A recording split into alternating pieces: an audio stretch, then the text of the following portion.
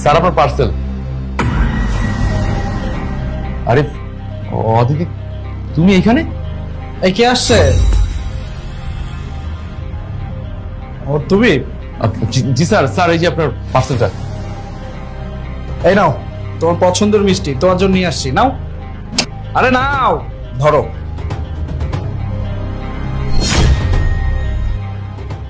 Sir একটা কথা জিজ্ঞেস করবো? হ্যাঁ শিওর, বলো। তুমি তো আমার কাছের মানুষ, কি বলবে বলো। আসলে স্যার আমি তো আপনার বাসায় দীর্ঘদিন যাবত পার্সেল ডেলিভারি করি, কিন্তু কখনো এই ম্যাডামকে দেখিনি। আচ্ছা এই ম্যাডামটা আপনার কি হয়? ওর কথা বলছো? আরে ও তো আমার গার্লফ্রেন্ড। শোনো, ওকে আগে পরে কিভাবে দেখবে? ও তো সবসময় আমার বাসায় আসে না। আর কি হয়েছে জানো, ওর ফ্যামিলির লোকেরা না ওকে বাসা থেকে তেমন বের হতে দেয় না। যখনই সময় পায় তখনই আমার কাছে চলে আসে। এই যে যেমন ওর বাসায় আজকে কেউ ছিল না, আমার কাছে চলে আসছে। আজকেও আমরা ঘুরবো ফিরবো, এনজয় করবো, বুঝতে পেরেছো? ও জি জি, ঠিক আছে স্যার। স্যার আমি তাহলে আসি। আরে দাঁড়াও,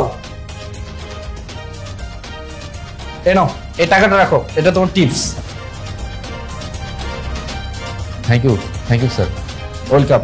আচ্ছা শোনো, আমার খুব জানতে ইচ্ছা করতেছে, এই যে আমি মাঝে মধ্যেই তোমাকে এই টিপসটা দেই, তুমি কি করো এই টিপস দিয়ে? এতদিন টিপস টাকা যা পেতাম তা দিয়ে আমার ওয়াইফের জন্য গিফট কিনে নিয়ে যেতাম, কখনো চকলেট, কখনো পছন্দের খাবার। আর যখন একটু বেশি টাকা পেতাম তখন ওর জন্য ওর পছন্দের শাড়ি, চুড়ি এইগুলো নিয়ে যেতাম। আসলে কি জানেন স্যার, আমার ওয়াইফের না শাড়ি আর চুড়ি খুব পছন্দ, আমার খুব পছন্দ। ও যখন শাড়ি আর চুড়ি পরে আমার সামনে আসতো না, তখন আমার সারা দিনের ক্লান্তি দূর হয়ে গেত। এগুলোর জন্য কিনে নিয়ে যেতাম। যেটা মানে এখন নিয়ে যাও না? না স্যার, আজকের পর থেকে হয়তো আর ওর জন্য কিছু কেনা হবে না। কেন? কারণ সে আজকের পর থেকে আমার সাথে আর থাকবে না। কেন থাকবে না? কারণ তাকে আজকের পর আমি ডিভোর্স দিয়ে দেবো। কি বলছো, ডিভোর্স দিয়ে দিবে? কিন্তু কেন? সে এখন আর আমাকে ভালোবাসে না। আমি জানতে পেরেছি সে আমাকে না, সে অন্য কাউকে ভালোবাসে। কারণ হচ্ছে আমার কাছে না টাকা পয়সা নাই, আর সে যেমন লাক্সারি লাইফ চায় সেটা আমি তাকে দিতে পারছি না। আসলে স্যার আমি তো সামান্য একজন ডেলিভারি ম্যান, ডেলিভারি কাজ করে মাসে কত টাকা বা ইনকাম করতে পারি। আর আমার ওয়াইফের চাহিদাগুলো অনেক বড়। সে লাক্সারি লাইফ চায়, সে গাড়ি চায়, বাড়ি চায়, দামি দামি কাপড় চোপড় চায়, সে দামি দামি রেস্টুরেন্টে খেতে চায়। আর আমি তার সব চাহিদা পূরণ করতে পারি না বলেই সে আরেকটা ছেলেকে ধরেছে। আর সে ছেলেটা তার সব চাহিদা পূরণ করতে পারে। স্যার সে ছেলেটা না অনেক ধনী, একদম আপনার মতো। তোমার জন্য আমার খুব খারাপ লাগছে। তুমি তোমার ওয়াইফকে এত ভালোবাসার পরেও তোমার ওয়াইফ তোমার সাথে চিট করতে পারলো?